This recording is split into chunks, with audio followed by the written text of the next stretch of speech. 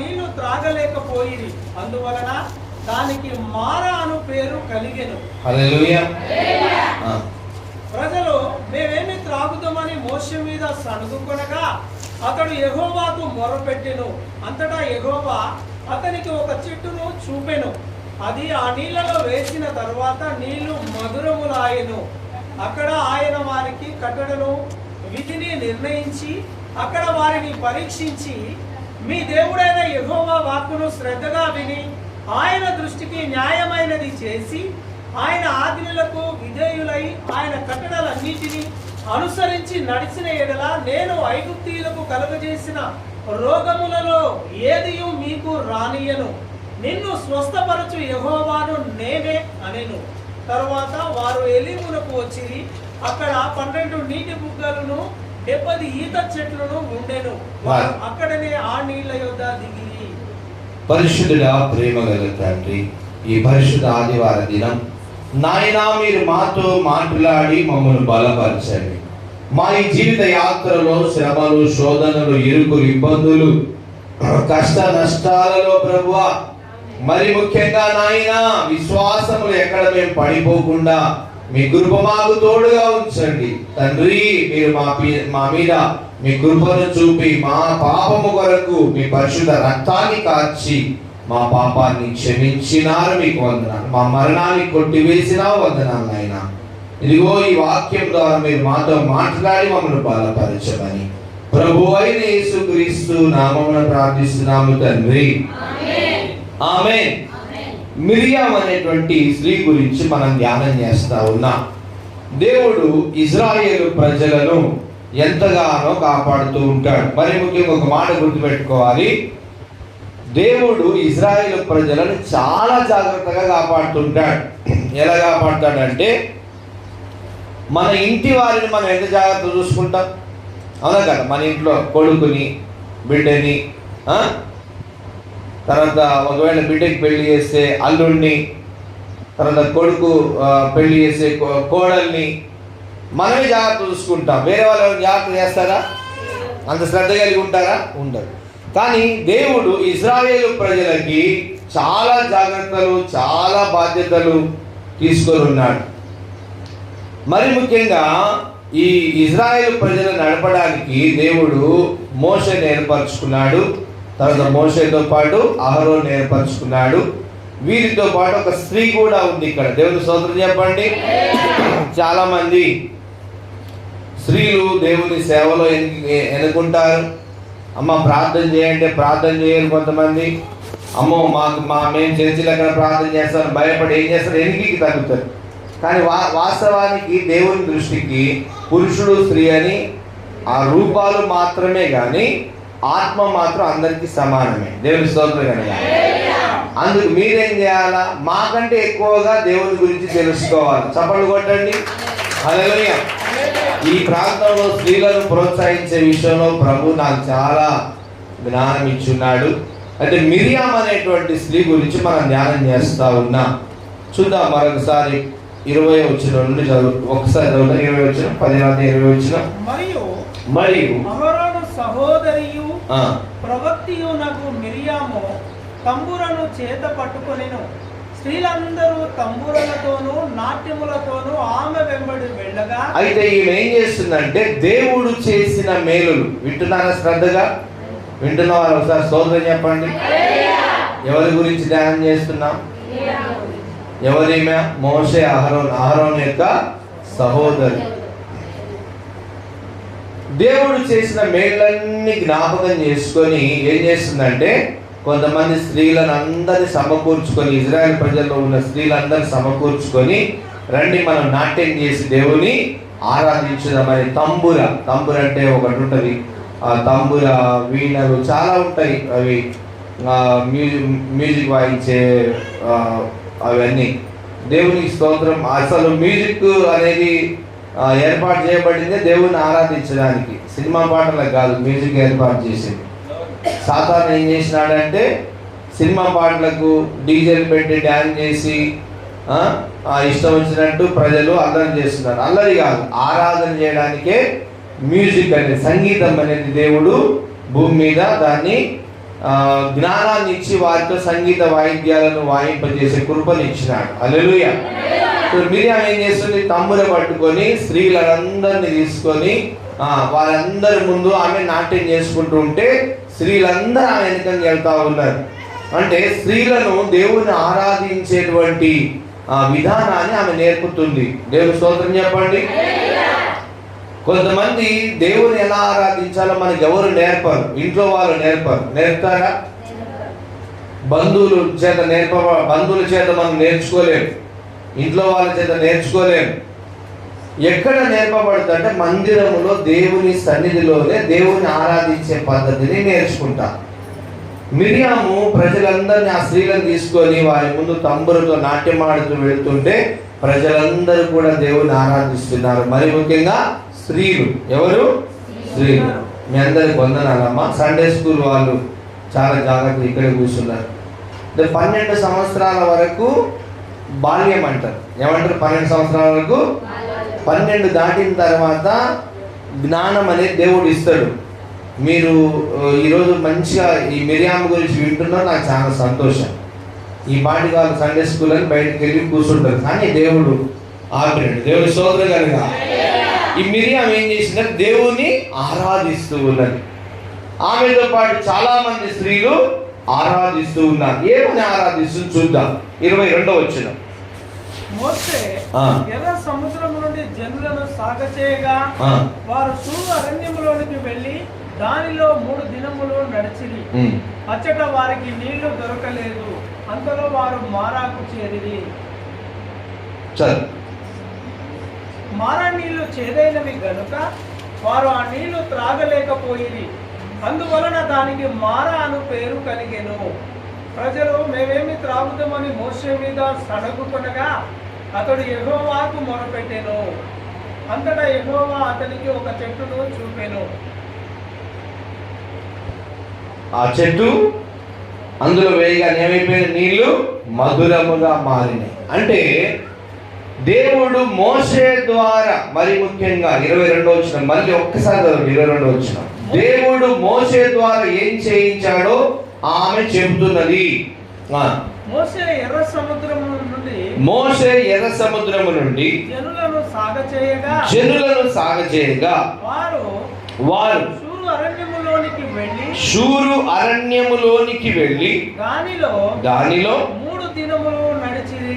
గమనించండి, దేవుడు మోషే ద్వారా ఎన్ని అద్భుతాలు చేశాడో ఆమె నోటితో వివరిస్తుంది. హల్లెలూయా. ఎవరి ద్వారా దేవుడు అద్భుతం చేశాడు, ఎవరి ప్రార్థన అద్భుతం చేశాడని చెప్తుంది? మోషే, తన సహోదరుడే. మోషే ద్వారా దేవుడు చాలా గొప్ప కార్యాలు చేశాడని చెప్పి వివరిస్తుంది. కానీ ఒక సమయంలో మర్చిపోయింది ఈమె. హల్లెలూయా. చాలాసార్లు దేవుడు చేసిన మేలు గుర్తుంటుంది, కొన్నిసార్లు మర్చిపోతాం. ఏం చేస్తాం? మర్చిపోతాం. మనకు జ్ఞాపక శక్తి ఎంత ఉందో దానికి 2 అంతలుగా దేవుడు మతిమరుపు కూడా పెట్టాడంట. అదేందయ్యా మతిమరుపు ఎందుకు పెట్టాడంటే, మతిమరుపు లేకపోతే కూడా మంచి బ్రతకలేడంట. ఇప్పుడు తల్లి చనిపోయింది, ఎవరికో ఒకరు తల్లి చనిపోయింది, ఓ వారం రోజులు 10 రోజులు గుర్తుకొస్తే ఏడుస్తూ ఉంటాడు. జీవితాంతం గుర్తుకొస్తే ఏమైపోతాడు? పిక్చర్ అయిపోతాడు. అది ఇప్పుడు ఏం కావాలి అతనికి? తల్లిని మరిపించేటువంటి మతిమరుపు కూడా దేవుడు మరిపింపజేస్తాడు. అది చాలా మంది అనుకుంటారు జ్ఞాపక శక్తే ఉండదు, మతిమరుపు ఉండొద్దు అనుకుంటారు. మతిమరుపు లేదు, మంచి బతకలేడు. మేధావులు ఏమంటారు తెలుసా? నీ జీవితంలో నిన్నటి కష్ట నష్టాలు ఈరోజు గుర్తు పెట్టుకుంటే ఈరోజు అడుగు కూడా ముందుకెళ్ళేమంటారు. నిన్నటి మర్చిపోవాలి, ఈరోజు ఏం చేయాలో నువ్వు ముందుకెళ్ళాలని అంటుంటారు. ఇప్పుడు కష్టం గుర్తుకొచ్చిన అంటే చింత చేసుకుంటూ కూర్చుంటే ఏమైపోతారు? మనుషులు కురిగిపోయి అట్లే బాధపడుతూ ఇదైపోతారు. మర్చిపోవాలి, నిన్నటి రాత్రే మర్చిపోవాలి. ఈరోజు నూతన కృపని నాయన అని అడిగితే దేవుడు తన కృపనిచ్చి మనలను ముందుకు తీసుకెళ్తాడు. అయితే మిరియాం ఏం చేసిందంటే ఇక్కడ ఏమంటుంది? మోషే ద్వారా దేవుడు అద్భుతం చేశాడు, ఎర్ర సముద్రాన్ని 2 పాయలుగా చేశాడు, 6 నెలల మీద నడిచినారని చాలా గంభీరంగా చెప్తున్నారు. ఈ మిరియాము మోషే చేసిన పనిని మర్చిపోయింది. చూద్దాం సంఖ్యాకాండం 12వ అధ్యాయం 1వ వచనం నుంచి ఇది ధ్యానం చేస్తున్నాం మనం ఈరోజు. సంఖ్యాకాండం 1వ అధ్యాయం 12వ అధ్యాయం 1వ వచనం చూడండి. దేవుడు చేసిన ఇంతసేపు ఏమన్నది ఈమె? చెప్పాలి. మోషే ద్వారా దేవుడు గొప్ప కార్యం చేశాడని చెప్తుంది కదా. ఇప్పుడు మర్చిపోయినాము, చూద్దాం. మోషే ఆ. కూషు దేశపు స్త్రీని పెళ్లి చేసుకొని ఉండెను గనుక ఆ. అతడు పెళ్లి చేసుకొనిన ఆ స్త్రీని బట్టి మిరియాము అహరోనులు అతనికి విరోధముగా మాటలాడిరి. వారు మోషే చేత మాత్రమే యెహోవా పలికించెనా, ఆయన మా చేతను పలికింపలేదా అని చెప్పుకొనగా యెహోవా ఆ మాట వినెను. మోషే భూమి మీదనున్న వారందరిలో మిక్కిలి సాత్వికుడు. యెహోవా మీరు ముగ్గురు ప్రత్యక్షపు గుడారమునకు రండని హఠాత్తుగా మోషే అహరోను మిరియాములకు ఆజ్ఞనిచ్చెను. ఆ ముగ్గురు రాగా యెహోవా మేఘ స్తంభములో దిగి ప్రత్యక్షపు గుడారము యొక్క ద్వారము వద్ద నిలిచి అహరోను మిరియాములను పిలిచెను. వారిద్దరూ రాగా ఆయన నా మాటను వినుడి, మీలో ప్రవక్త యుండిన ఎడల యెహోవానకు నేను దర్శనమిచ్చి అతడు నన్ను తెలుసుకొనున్నట్లు కలలో అతనితో మాట్లాడుదును. నా సేవకుడైన మోషే అట్టివాడు కాడు, అతడు నా ఇల్లంతటిలో నమ్మకమైన వాడు. నేను గూఢభావములతో కాదు, దర్శనమిచ్చి ముఖాముఖిగా అతనితో మాట్లాడుదును. అతడు యెహోవా స్వరూపమును నిదానించి చూచును. హల్లెలూయా. కాబట్టి సేవకుడైన మోషేకు విరోధముగా మాట్లాడుటకు మీరేలా భయపడలేదనెను. హల్లెలూయా. ఇంతసేపు ఏమన్నది? నిర్గమకాండము 15వ అధ్యాయం ఏం చూసాం మనము? దేవుడు గొప్పవాడు, దేవుడు మోషే ద్వారా అద్భుతాలు చేశాడు, ఇజ్రాయెల్ ప్రజలు నడిపించాడు. చాలా కీర్తన వాడుతుంది. ఎర్ర సముద్రాన్ని చీల్చి ఆయన మోషే ప్రార్థన విని చాలా మోషే లేని మేము లేమన్నట్టుగా మాట్లాడి, ఇప్పుడేమంటుంది? ఈ మోషే వివాహం చేసుకుంటాడు. 1వ వచనంలో ఏం చూస్తాం? మోషే వివాహం చేసుకుంటాడు. తీసినారా? మోషే వివాహం చేసుకుంటాడు.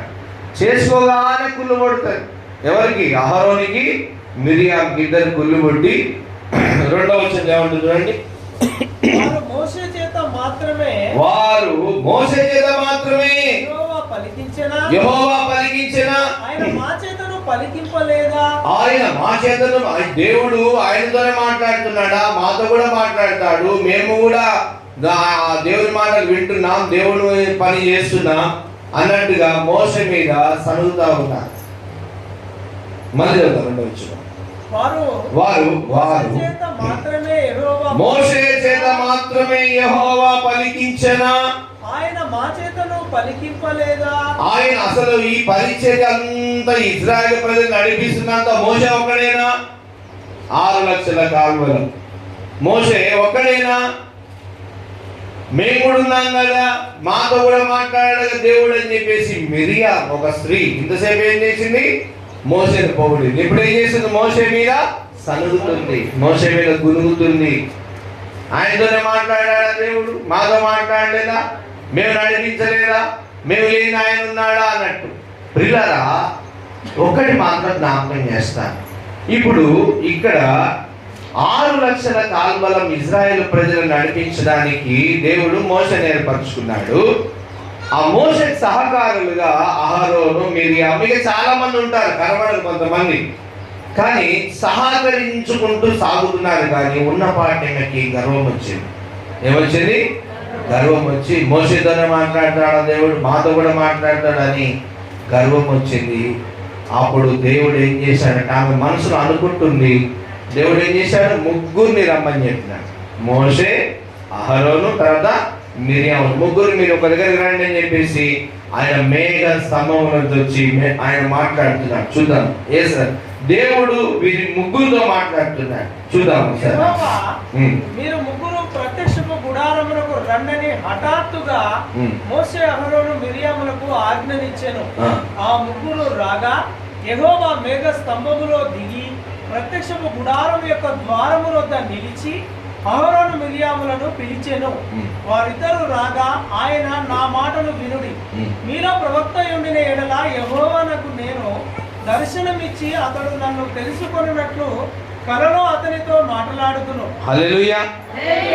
మీరు ప్రవక్తలై ఉంటే నా పని ఏదైనా మీరు చెయ్యాలనుకుంటే నేనే వచ్చి మీతో మాట్లాడి చేయించుకుంటాను కదా.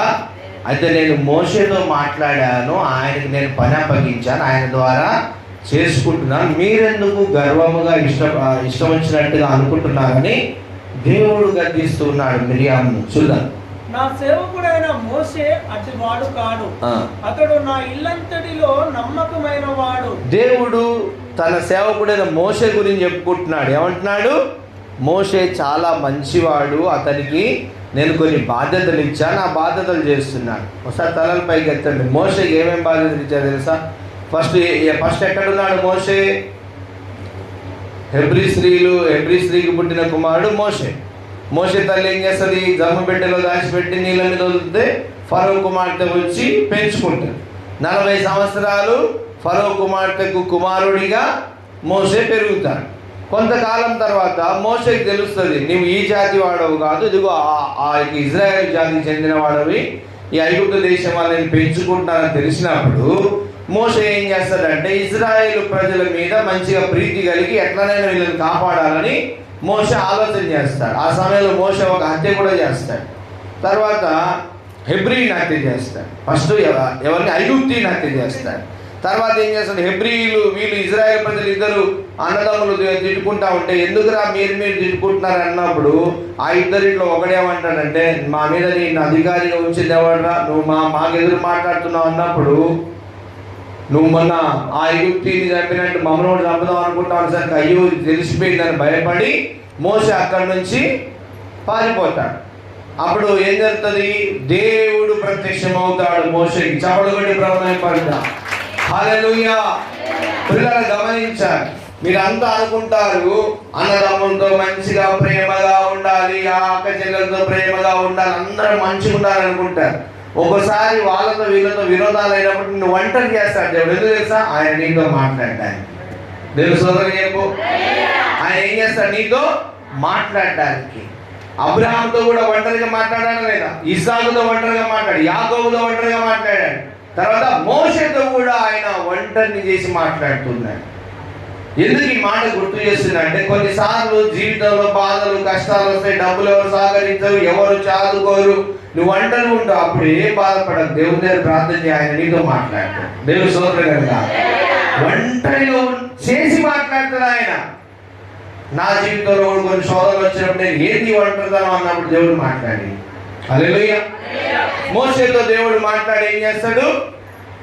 ఇజ్రాయేలు ప్రజలను రక్షించడానికి నేను వచ్చాను మోషే, దిగిరా అన్నప్పుడు, నేను నత్తివాడనయ్యా, నా వల్ల ఎడైతే అని చెప్పేసి ఆయన చెప్పినప్పుడు దేవుడు మోషేను అభిషేకిస్తాడు. తర్వాత మోషేతో చెప్తాడు, నువ్వు నోటి మాంద్యం మాట్లాడలేకపోతున్నావు అంటావు కదా, నీకు తమ్ముడు ఉన్నాడు కదా, సహోదరుడు అన్న అహరోనుని నీకు సహదాసునిగా నీకు తోడుగా ఉంచుతాను అన్నప్పుడు మోషే, అహరోను, మిరియాం.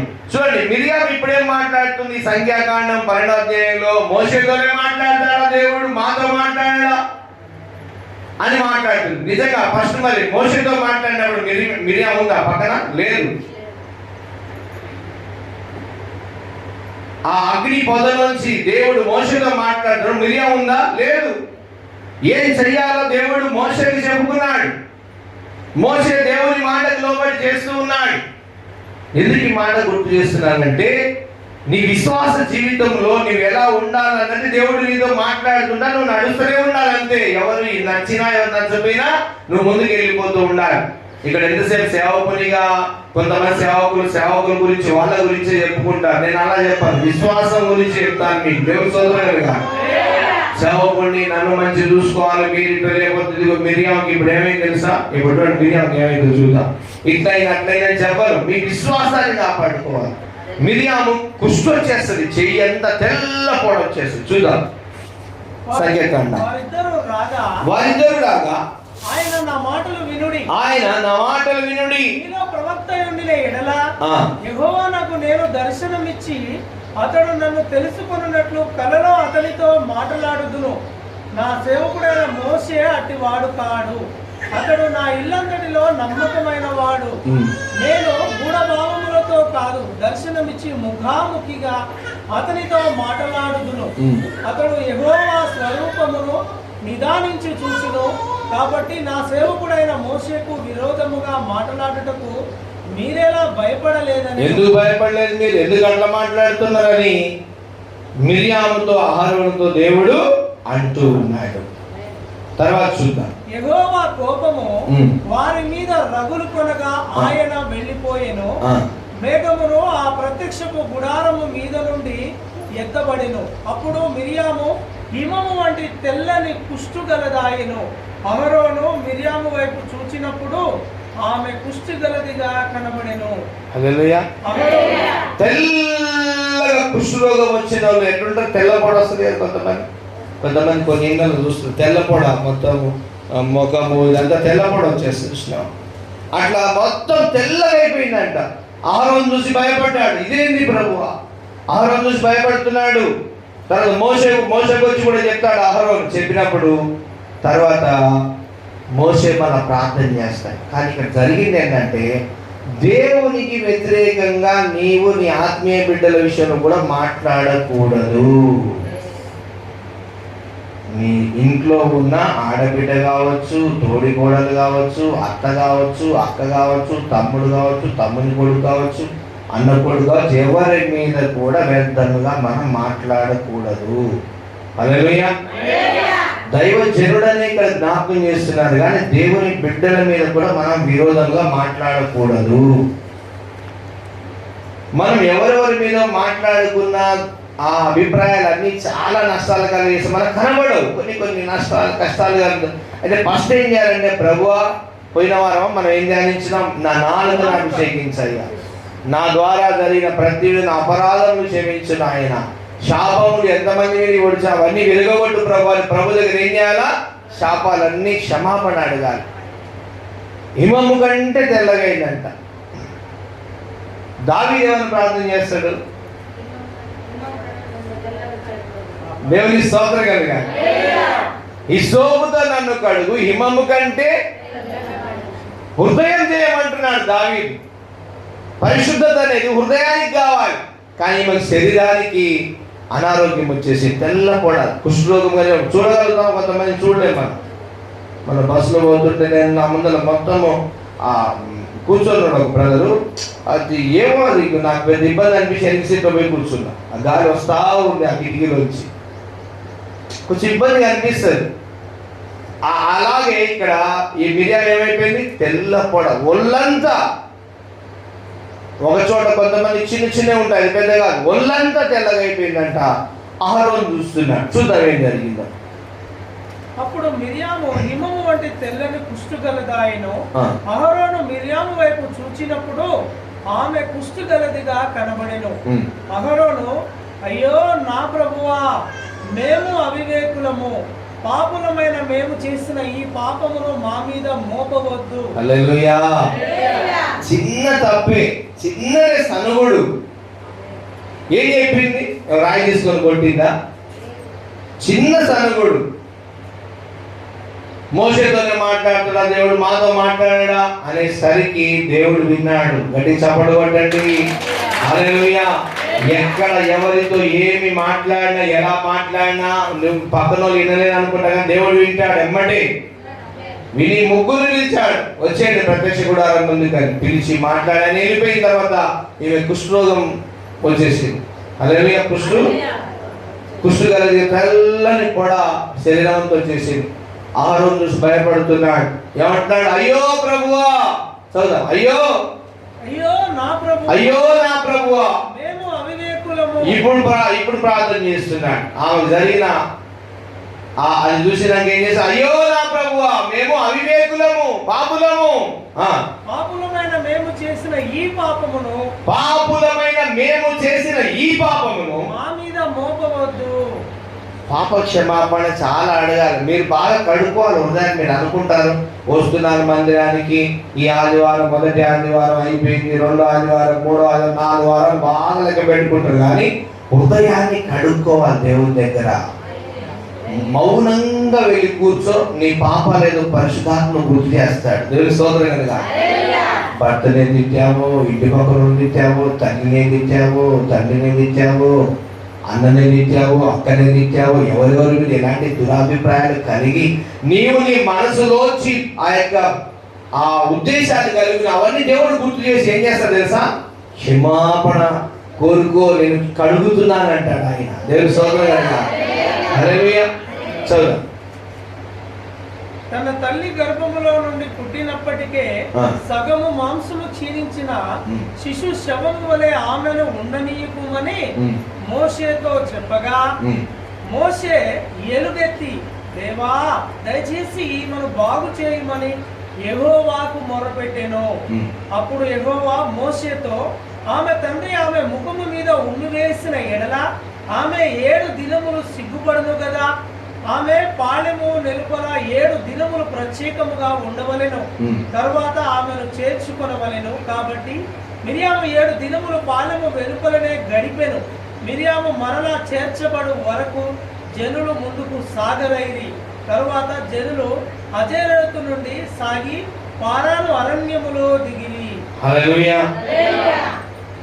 కొన్ని దూరాలు కూడా ఉంటాయి. కొంతమంది శాపాలు అయినప్పుడు, ఇప్పుడు ఎవరైనా ఇంట్లో ఎవరైనా చనిపోతే ఏం చేస్తారు? మాకు ఏముంది అంటారు? అమ్మ చెప్పండి, ఏమంటారు? మైలో ఉన్నాయా, మేము బయటికి రావద్దు, మా ఇంట్లో సామాన్ మేము ఇవ్వద్దు, మీ ఇంటికి రావద్దు, మా ఇంటికి మీరు రావద్దు అన్నట్టుగా. ఈ కొన్ని శాపాలకు, కొన్ని దేవుని దగ్గర చేసిన తప్పులకు కొన్ని రోజులు దేవుడు దూరంగా ఉండమంటాడు. దూరంగా వెలివేస్తాడండి. కొన్ని రోజులు 7 రోజులు ఆమె ఊరు బయట గడపాలి, ఇంట్లో ఉండకూడదు, ఊర్లో ఉండకూడదు. అలాంటివి ఆ కాలంలో జరిగేవి. దేవుని కృపను బట్టి ఇప్పుడు అవేమి లేవు. యేసయ్య తన రక్తంలో మన పాపాలని క్షమించినాడు. హల్లెలూయా. చాలా శిక్షలు మీరు ఆదికాండం నుంచి ద్వితీయోపదేశ కాండం, మనం అప్పట్లో ప్రజలకు ఎలాంటి శిక్షలు వేసినారో అన్ని ఇప్పటి నుంచి ధ్యానం చేస్తాం. అప్పుడు మనం జాగ్రత్తగా ఉంటాం. అలా చేసినారా, వామ్మ అంత శిక్ష పడిందా, ఆ శిక్షంతా యేసయ్య నా మీద పడి ఆయన మీద వేసుకున్నాడా అని నువ్వు ఆలోచన చేయాలి. హల్లెలూయా. చూడండి, మిరియాము ఏమైపోయింది? కుష్టు రోగం. చిన్న సనుగుడు సేవకుడి మీద, నేను అంటాను ఆత్మీయుల మీద కూడా సనకండి. అప్పుడే మనం క్షేమంగా ఉంటాం. ఇప్పటి వరకు మీ బాల్యం నుంచి యవ్వనము, వివాహ జీవితము, కుటుంబ జీవితం గడుపుతున్నారు కదా. ఇప్పటి వరకు మీ హృదయాలలో ఉన్నటువంటి పాప దోషాలన్నీ క్షమాపణ అడిగితే మనసు ప్రశాంతంగా ఉంటుంది. దేవుని స్తోత్రం. మనసు ప్రశాంతంగా ఉంటుంది, శాంతంగా ఉంటుంది, కలవరం ఉండదు, ప్రశాంతం. ఎన్ని బాధలు కానీ కష్టాలు కానీ ప్రశాంతంగా ఉండగలుగుతాం. ద్వితీయోపదేశ కాండం 24వ అధ్యాయం 9వ వచనం. చిన్న తప్పు చేసింది మిరియా, కానీ దేవుడు పెద్ద శిక్ష వేశాడు. మరలా ఎవరు ప్రార్థన చేశారు ఆమె కొరకు? మోషేనే ప్రార్థన చేశారు. మీరు అనుకుంటారు చాలాసార్లు, ఇప్పుడు చెప్తారు, నేను సేవకుల మీద కూడా చాలాసార్లు ఏదేదో అంటుంటారు. ఏం చేస్తున్న తర్వాత మళ్ళీ ప్రార్థన చేసేది కూడా సేవకుడే. విరోధంగా మాట్లాడి అప్పటి నుంచే వచ్చింది, ఇప్పుడు కొత్తగా ఏమి లేదు. అందుకే ధైర్యం ఉంచుకుంటాం అన్నట్టు. మోషే మీద గురిగింది ఎవరు? మిరియా. మళ్ళీ మోషే మిరియా గారు ప్రార్థన చేసింది ఎవరు? మోషే. తప్పదు, దేవుడు అది డ్యూటీ ఇచ్చినాడు. అంతే. 24:9 వచ్చు. మీరు ఐగుప్తులో నుండి వచ్చినప్పుడు త్రోవలో నీ దేవుడైన యెహోవా మిరియామునకు చేసిన దానిని జ్ఞాపకం ఉంచుకొనుడి. నీ పొరుగువానికి ఏదైనను నీవు ఎరువిచ్చిన ఎడల అతని యొద్ద తాకట్టు వస్తువు తీసుకొనుటకు అతని ఇంటికి వెళ్ళకూడదు. నీవు బయట నిలవవలెను. నీవు ఎరువిచ్చిన వాడు బయటనున్న నీ యొద్దకు ఆ తాకట్టు వస్తువును తెచ్చి ఇచ్చును. దేవుడు ఏం జ్ఞాపకం చేస్తున్నా అంటే, ఇప్పుడు మోషేతో దేవుడు మాట్లాడాడు, దేవుడు చెప్పినట్టు మోసే చేస్తున్నాడు. కానీ మధ్యలో మిరియాము, అహరోను కూడా మోషేతో పాటు ఉండేసరికి వీరికి వచ్చింది గర్వం వచ్చేసి దేవుని కోపం రగులుకుంది మిరియాం మీద. అంతేనా? అర్థమవుతుందమ్మా? దేవుని కోపం ఏమైంది? మిరియాం మీద రగులుకున్నాడు. కుష్ఠరోగం వచ్చేసింది, తెల్ల పొడ వచ్చేసింది ఆమె. తర్వాత మళ్ళీ ఎవరు ప్రార్థన చేశారు? మోషేనే ప్రార్థన చేశారు. ఆమె మళ్ళీ మంచిగా అవుతుంది. హల్లెలూయా. తర్వాత ఈ విషయాన్ని దేవుడు ఇజ్రాయేలు, ఇది జరిగిన కాలం తర్వాత కొన్ని సంవత్సరాల తర్వాత ఇజ్రాయేలు ప్రజలకు దేవుడు గుర్తు చేస్తున్నాడు. 9వ వచనం మళ్ళీ చదువుదాం. ఇజ్రాయేలు ప్రజలకు దేవుడు ఏం చేస్తున్నాడు? గుర్తు చేస్తున్నాడు. మీరు ఐగుప్తులో నుండి వచ్చినప్పుడు త్రోవలో దేవుడైన యెహోవా మిరియామునకు చేసిన దానిని జ్ఞాపకం ఉంచుకొనుడి. హల్లెలూయా. ఎవరు చెప్తున్నారు ఈ మాట? చూడండి, 24వ అధ్యాయం 1వ వచనం చదవండి. ఎవరు గుర్తు చేస్తున్నారు ఈ మాట? ఒకడు స్త్రీని పరిగ్రహించి 9వ వచనం. తర్వాత ఓకే, ఇది ఐగుప్తులో నుండి వచ్చినప్పుడు త్రోవలో నీ దేవుడైన యెహోవా మిర్యాములకు చేసిన దానిని జ్ఞాపకం ఉంచుకొనుడి. చాలా విచిత్రమైన శిక్షలు ఉంటాయి. మీరు వింటానంటే వివరంగా చెప్తాను వచ్చే వారం నుంచి. ఏంది పాస్టర్ గారు ఇంత వివరంగా మాట్లాడుతున్నారు అనుకోవచ్చు, కానీ ఇజ్రాయెల్ ప్రజలకు పడిన శిక్షలు చూస్తే ఈ శిక్షలని యేసయ్య తన మీద వేసుకున్నాడా నా శిక్ష అని నువ్వు భక్తిలో ఎక్కువ వర్ధిల్లుతావు. దేవుని స్తోత్రం కనుక ఇంకా విశ్వాసంలో ఎదుగుతావు. దేవుడు అంటే నీకు యేసయ్య అంటే అంత ఇక విశ్వాసం ఎక్కువైపోతుంది. హల్లెలూయా. ఇంత శిక్షలా చూశారు కదా. ఇప్పుడు మిరియాం ఏమన్నది చెప్పండి. ఫస్ట్ ఏమన్నది మిరియాం? పొగిడింది. మోషే ద్వారానే దేవుడు అద్భుతం చేశాడని పొగిడింది. నిర్గమకాండం 10 ఏం చేసింది? ఆమె పొగిడింది. సంఖ్యాకాండంకి వచ్చేసరికి ఆయన ఒక పెళ్లి చేసుకున్నారే. మనిషికి స్వతంత్రం అనేది ఉంటుంది. ఒక ఆమెను చూసుకున్నాడు, పెళ్లి చేసుకున్నాడు. పెళ్లి చేసుకోగానే ఏం చేసింది ఈమె? కొన్నిసార్లు ఇక మా ఆధీనంలో లేకపోతే ఇక నాకు నచ్చినట్టు చేయకపోతే మన పక్కన వాళ్ళ గురించి అనుకుంటే, నేను సేవకుల గురించి చెప్తలేదు. మీ ఇంట్లో కూడా కొన్నిసార్లు మీ భార్య ఏదైనా నీకు నచ్చంది చేస్తే కోపం వస్తుంది. భర్త కూడా భార్యకి నచ్చంది చేసి కోపం వస్తుంది. వస్తాయి కామన్గా కోపాలు, కానీ అప్పుడు సనుగొద్దు. ఏమో లే అనాలి. దేవుడు సోదరు కదా. హల్లెలూయా. ఏమో అన్నట్టు ఉండాలి. చిన్న తప్పే పెద్ద శిక్ష పడింది. కుష్ఠరోగం అంటే మామూలు మాటల చర్మం అంతా మన ఎముకకు పైన ఉన్న చర్మానికి 7 పొరలు ఉంటాయంట. ఎన్ని పొరలు? 7 పొరలు ఉంటాయంట. 7 పొరల చర్మం అంతా తెల్లగా అయిపోయింది. లోపల ఎముక దగ్గర నుంచి పై వరకు 7 పొరలు. 6 అయితేనే ఆ పైన ఉన్న చర్మం తెల్లగా అవుతుంది.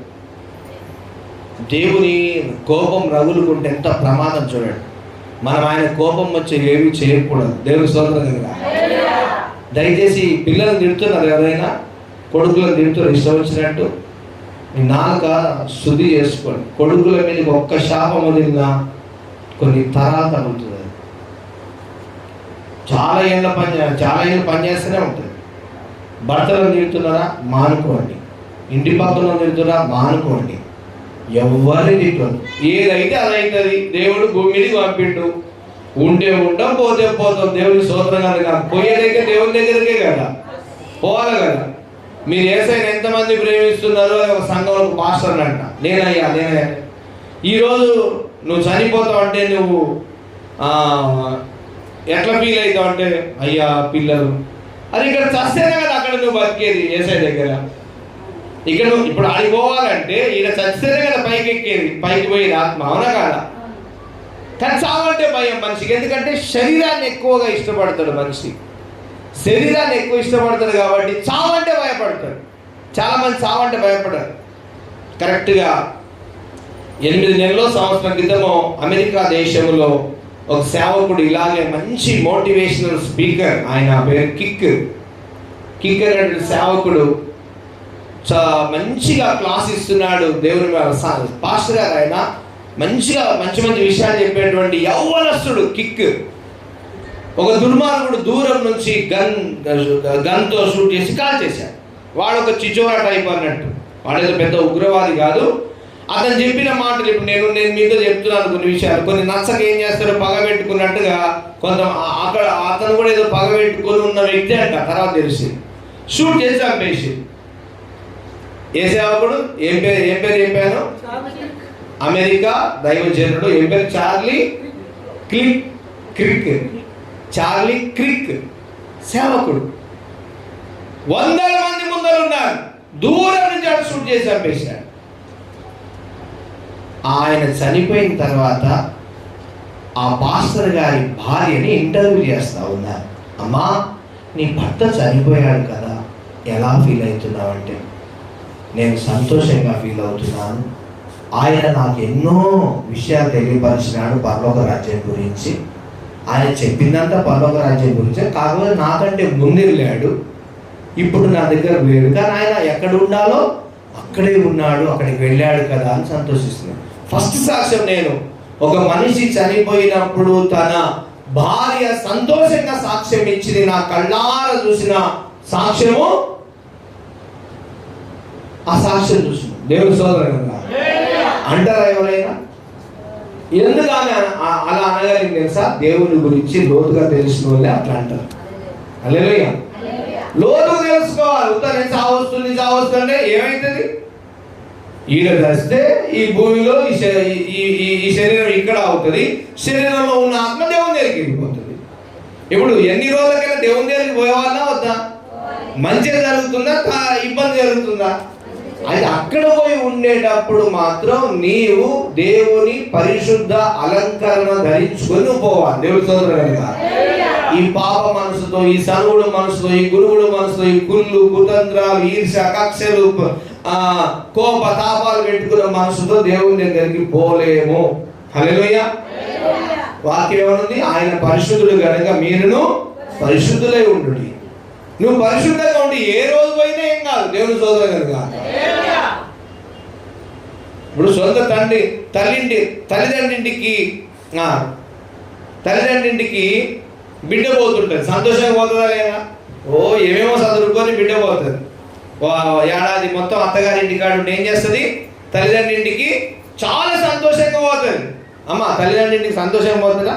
పోరా మంచిగా అనిపిస్తుంది. ఏదో ఉన్న కాడికి చేతిలో పట్టుకొని అమ్ముంటే ఆమెకింత పండ్లో లేకపోతే బ్రెడ్ ప్యాకెట్ ఏదో పట్టుకొని పోతుంది.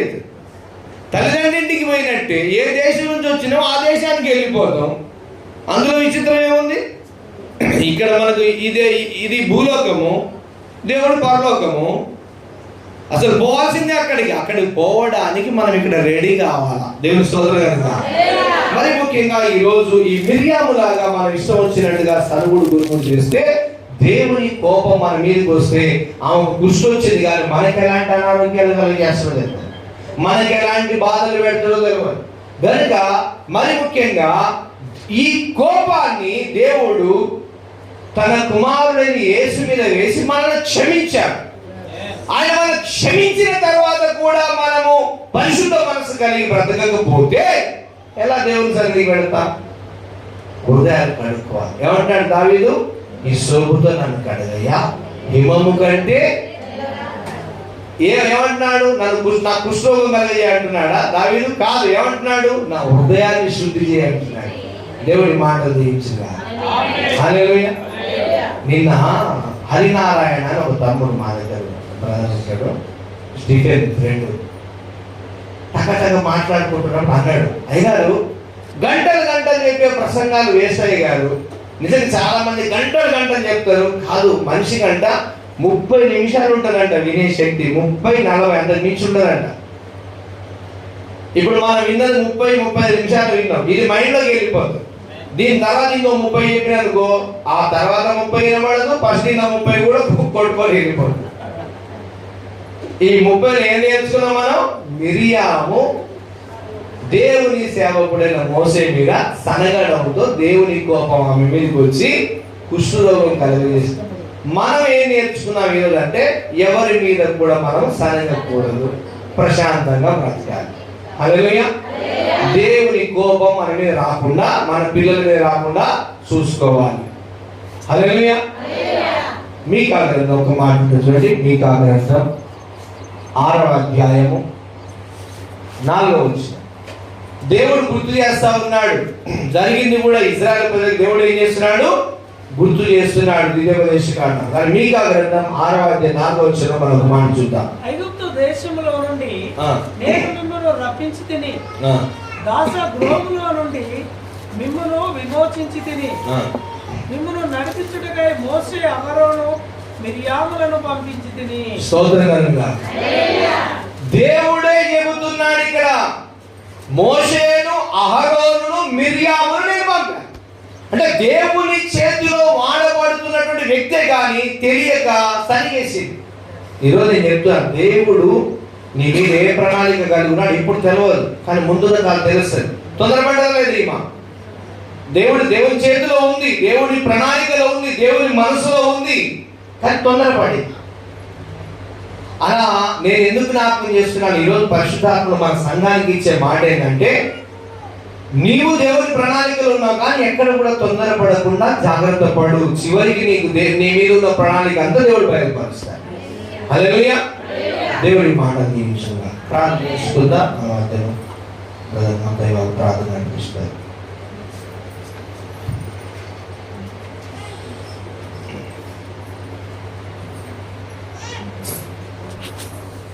ప్రార్థన చేసుకుందాం.